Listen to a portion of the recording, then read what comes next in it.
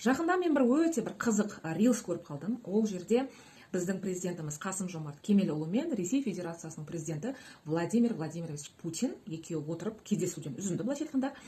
Сол жерде президентіміздің сөз саптауына өте қатты қуандым. Қайран қалған жоқпын, өйткені ол кісі дипломат екенін өте жақсы білемін, жеті тілді жетік меңгерген өте жақсы білемін. Бұл жерде мені қатты қуантқаны бір сарынды, яғни жалпы даусын көтерген жоқ.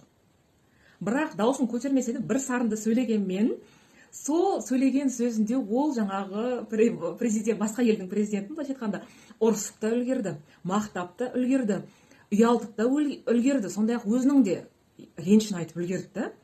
Бірақ былайша айтқанда өте керемет дипломатиялық тәсілдерді қолданды.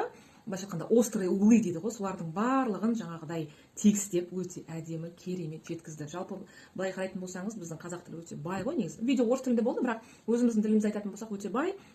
Жаңағы баяғыда мынау біздің билеріміздің Төле би, Қазбек би, Әйтеке бидің жаңағы қолданған шешендік сөздерін өте оқыған кезде таңғалып прям мәз боламын. Вот сондай дәрежеде өте керемет әңгіме болды. Бұл жерде айтайын дегенім, кез келген жағдай бойынша әрине әдетте көбінесе банкке, МФО-ға сіздер жаңағыдай өздеріңіздің талаптарыңызды қойған кезде, өздеріңіздің шағымдарыңызды айтқан кезде айтатыным сол. Сіздің нақты талабыңыз, шағымыңыз жазбаша түрде арызда жазылуы керек.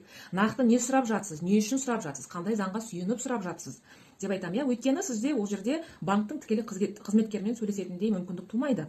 Бізде көбінесе жаңағы адамдар шатасып жатады, банктың менеджеріне бар бүкіл проблемасын айтады. Жоқ, олай айтудың қажеті жоқ. Неге? Өйткені банктың қызметкері сіздің, яғни менеджері сіздің проблемаңызды шешетін адам емес. Сіздің проблемаңызды көбінесе жаңағы заңгерлер және де заңгерлердің бастықтары шешеді. Олар қалай шешеді сіздің проблемаңызды? Жалпы қалай біледі?